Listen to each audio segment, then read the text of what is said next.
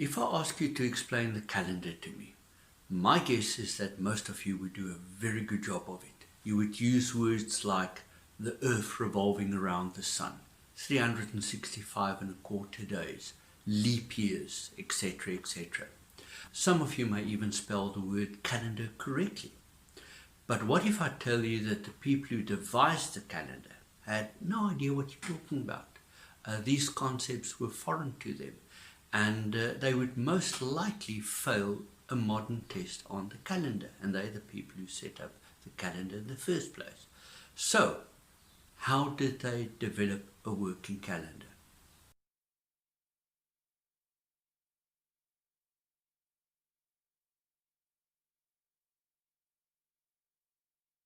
Hello, my name is Chris de Koning and I am fascinated by interesting things. This is one of a series of videos on the calendar. In this video we are going to look at what a calendar is and how it developed.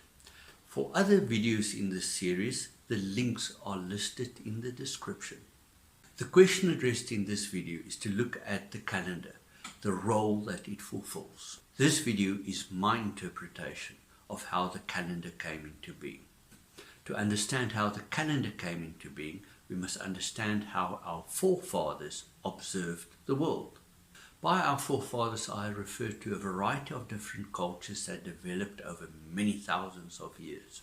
Every modern culture today was influenced by a variety of older cultures.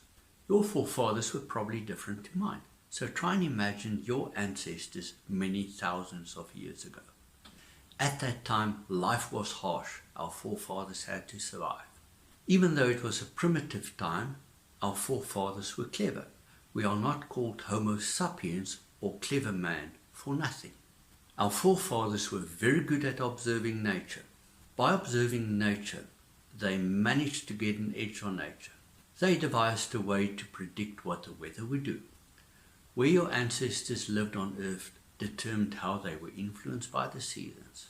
This would greatly influence variations in daylight hours, temperature, access to food and water, and many other factors.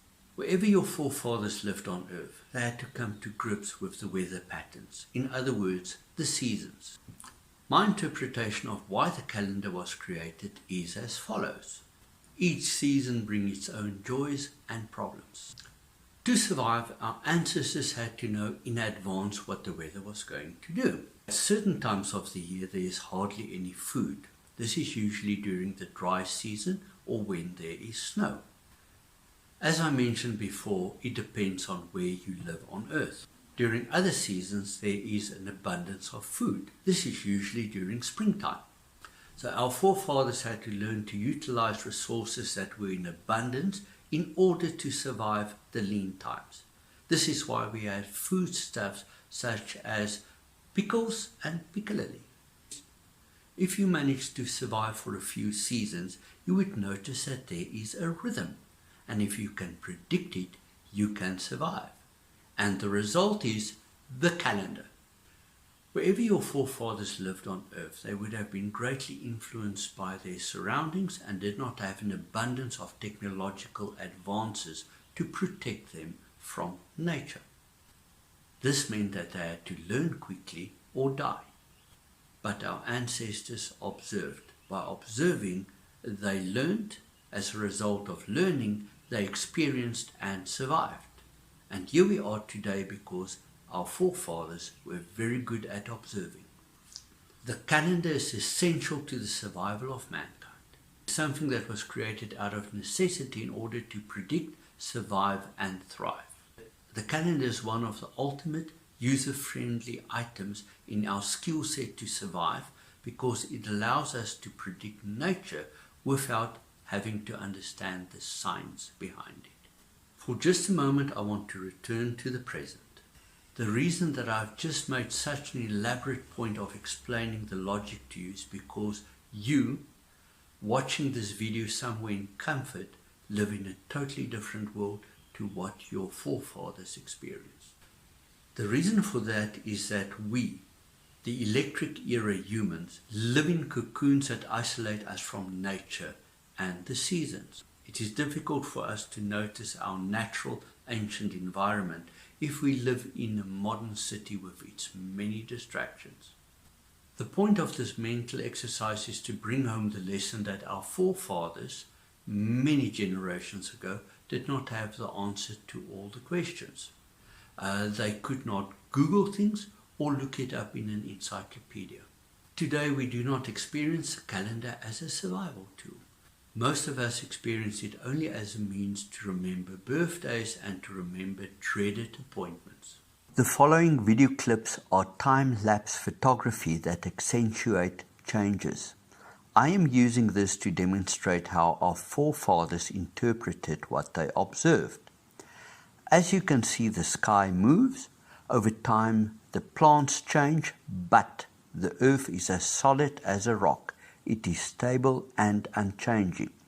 This is a very important point that I explore more fully in the video on earth centricity. The link to the video is in the description to this video. For this video on the calendar, let us look at what changes. On a very short time scale is the fact that it is dark and then it becomes light, night and day. This occurs with precise regularity. The sun comes up, the sun goes down, and at night you can see the stars moving. On a slightly longer time scale, the moon went through a rhythm of going from a dark moon to a full moon, and then the cycle started over again. Over longer time scales, differences creep in. This is what we now call seasons. For a part of the year it is hot, then it becomes cold. Part of the year it rains a lot, then it dries out, or it may snow, all depending on where your ancestors lived. I want to demonstrate to you how the sun moves through the sky. In order to do that, I used a program called Stellarium. I set the place to Cape Town, South Africa, and we are looking north towards the path of the sun. When we enter the cycle of darkness, you can see the red direction markers. Since the path that the sun travels through the sky would usually take it off the screen in a simulation, I bent the landscape a bit to fit it in with what I want to show to you. The date is set for December of 2020, the summer solstice. In the southern hemisphere, this means that the sun is at its highest in the sky.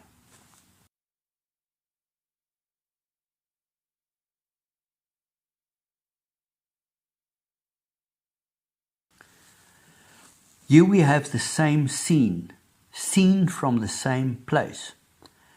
This time I have set the time to June of 2021, which is the winter solstice. You would notice that the nighttime is substantially longer than daytime and that the sun now travels much lower in the sky.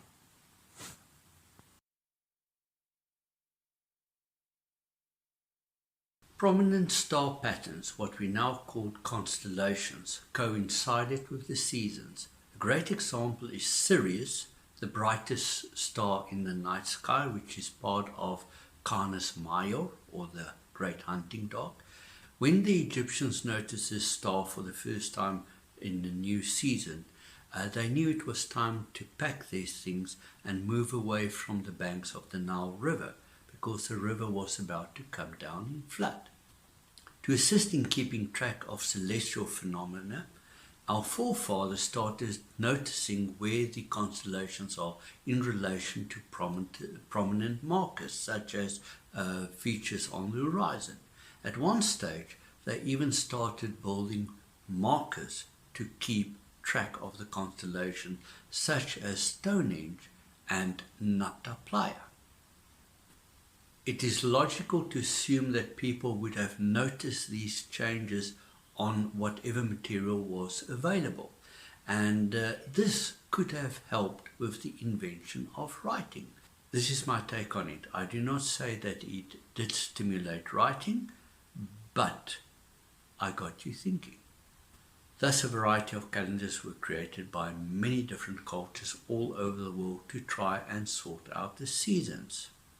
Many of the calendars ended up being very similar because the same principles apply. Since the moon is one of the most prominent objects in the sky with a relatively short cycle of about 29 days, it makes sense that most of the early calendars were based on the moon. There are still some calendars based on the moon, such as the Islamic calendar. However, our seasons are driven by the Earth's relation to the sun. Thus, a calendar based on the sun and the seasons is much more practical. As far as we know, the first calendar to use the sun was the Egyptian calendar, going back approximately 3,000 years. Seasons repeat themselves approximately every 365 days. We refer to this as a tropical year, also known as a solar year, an astronomical year, or an equinoctial year. It is defined as the amount of time it takes to complete a full seasonal cycle.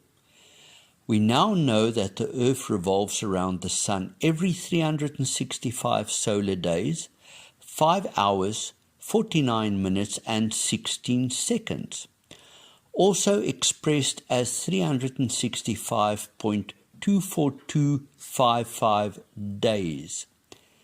Actually, forget the exact minutes and seconds because there can be a difference up to 30 minutes from one year to the next. This is because the solar system is not a clockwork mechanism as perceived by philosophers in the Renaissance era. The tugs and pull of other planets on our solar system, as well as the tidal effect on our oceans, cause this system to be inaccurate. This, ladies and gentlemen, is my take on the calendar, an immensely important survival tool in pre-electric times, and today it is both a blessing and the banes of our lives.